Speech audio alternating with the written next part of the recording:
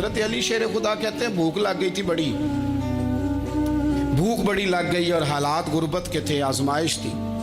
तो फरमाते हैं कि मैंने सोचा मजदूरी ना कर ले।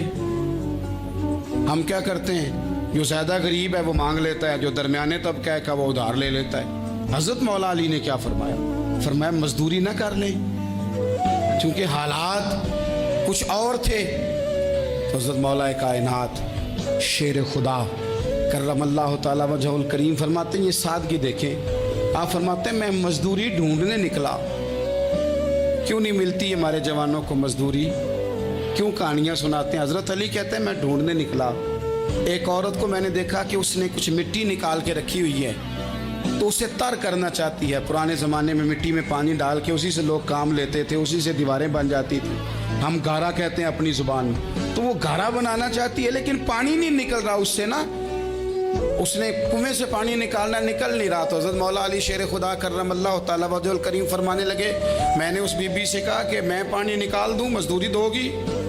उसने कहा मैं भी मजदूरी तलाश कर रही थी, एक पानी का डोल आप निकालेंगे और मिट्टी पे डालेंगे तो एक खजूर दूंगी। हज़रत अली फरमाते हैं गर्मी बड़ी सख्त थी, मैंने 16 डोल पानी के निकाले, 16 बर्तन भर के पानी निकाला और उस मिट्टी पे डाला। फिर मैं हाथ धो के आया और उस खातून के पास बैठा तो उसने मुझे, ओ मजदूरो कमजोर कमजोर पड़ते हो, पीछे पीछे होके बैठते हो, ख्याल बनाते हो कि हम कोई कमजोर लोग हैं। ये देखो मैं किन की बात कर रहा हूं, जिनका प्यार ईमान है, जिनकी मोहब्बत ईमान है।